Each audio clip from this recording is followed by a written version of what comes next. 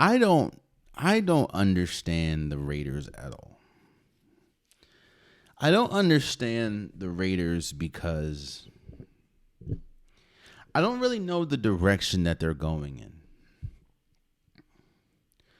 You have Max Crosby, who is one of the better defensive players in football. I get it. You have Josh Jacob. You didn't want to pay him. I think he's still holding out, but I think that the holdout's going to end soon. Actually, the reports are that the holdout is going to end soon. You have Devontae Adams, who is arguably the best wide receiver in football. You have all that, but what direction are the 49ers? What direction is the Raiders going in? You trade or you let Derek Carr walk for Jimmy Garoppolo. Now, don't get me wrong. I'm not saying Jimmy Garoppolo is bad. I'm not saying he's trash. I'm not saying that. But we've seen the best version of Jimmy Garoppolo. We've also seen the best version of Derek Carr. And I would take Derek Carr over Jimmy Garoppolo. The problems that this team has dealt with for years is the same problem that it has now. The defense is not that good. Again, you have Max Crosby. That's cool. I think you still have Chandler Jones. That's cool. But outside of that, you don't have much on the defensive side of the ball. Offensively, you have Jacoby Myers, cool, and you have Devontae Adams, but a quarterback is a huge question mark. You have Marcus Peters, but we know, and he's good. Don't get me wrong, but he's more of a gambling.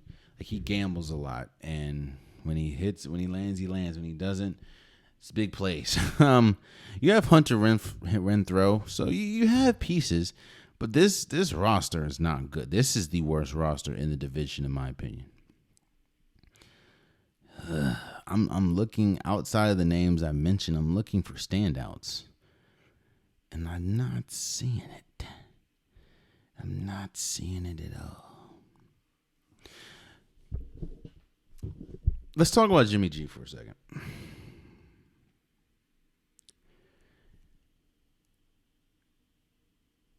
I understand giving up a quarterback that has been for your franchise or been in your franchise for years. And of course, there hasn't really been much success from that quarterback. Now, some people can argue it's because of that quarterback. Some people can argue it's just because of the lack of talent around him. Hell, when I talked about the Saints, I talked about Derek Carr, and damn near everyone in my mentions has been saying that it wasn't Derek Carr, it was the lack of talent in the Raiders organization. So I understand giving up on a player that you've never reached the potential that you hoped to reach. But I don't understand letting him go to getting Jimmy G, a quarterback that has a lengthy history of not being able to stay healthy. And he also has a history, while yes, he went to a Super Bowl. He went to a Super Bowl with a better roster and lost. I'm not saying that Jimmy G shouldn't be in the league. I'm not saying that you shouldn't trust Jimmy G. What I am saying is Jimmy G hasn't shown the ability to be the man on the team. Mind you, he went to the Super Bowl with a stacked team. A team that is better than this team, and didn't win the Super Bowl when having a lead. It was one of the major reasons why they didn't win. I don't think Jimmy Garoppolo is bad. So don't hear me say that. I don't think he's bad, but I don't think that he is a franchise quarterback. And I don't know the direction that this team is going in. We talked about the Cardinals when we talked about the NFC West. And The Cardinals are having pretty much a flash out at this point. They gave up Isaiah Simmons. They gave up a tackle or an offensive lineman, I believe, to the Browns, I think. And Budda Baker looks like it might be coming to an end. Now, we know, obviously, they're not going to come out and say they're tanking, but they're obviously tanking. You trade a first-round pick for a seventh-round pick. Like, they're obviously tanking. Because it looks like they're probably done with Kyler Murray. Because the only reason why you would tank is there's a generational player in the draft, which there obviously is for a lot of people that they think that Caleb Williams is that guy. So you obviously see the tank happening for the Arizona Cardinals. They're not going to be good this year anyways. Even if Kyler Murray was playing all year, they're just not going to be good. They don't have that good of a roster. So they're just like, you know what? Punting on this year. Take your time, Kyler Murray. We're trying to get Caleb Williams. You see a team that is going all in on the tank. Then you see a team like the Chargers. Like I said, you have J.C. Jackson. You have Asante Samuels. You have Joey Bosa. You have Khalil Mack. You have Austin Eckler. Austin Eckler, who they did, remember, Austin Eckler requested a trade. They were not trying to trade him for nothing. You have Keenan Allen. You have Mike Williams. You have Jared Everett. You have Eric Kendricks. You have Rashawn Slater. This team is in win now mode. Like win now mode. You can see it. They're getting no. You know what? Let me give you a better team. The Jets. The Jets is definitely in win now mode. Getting Aaron Rodgers. You already had Sauce Gardner. You already had Garrett Wilson. You also get Alan Lazard. They're trying to get David Bakhtiari. The Jets is a win now mode. What I'm saying is, when you look at a team like the Jets, when you look at the team like the Chargers, when you look at a team like the Arizona Cardinals, you know the direction that they're going in. They're either trying to win now or planning for the future.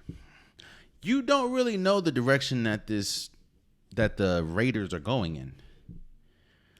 If you want to win now, I don't know why you'd give up Derek Carr to get Jimmy Garoppolo. I don't know why, if you're trying to win now, why you don't really address the much needed positions like the offensive line. Like, if you're trying to plan for the future and not win now, why do you keep Devontae Adams? Or why are you keeping people like Chandler Jones and you sign Max Crosby to an extension? I don't know. I do not know the direction that this team is going in. And to be honest with you, whatever direction it is, I don't think that you're going to get to that point with Jimmy Garoppolo as your quarterback. I'm not saying he's bad, but he has a history of being higher than mid, but not exceptional. Average. And injury prone. Like think about that. What is Jimmy G's signature game?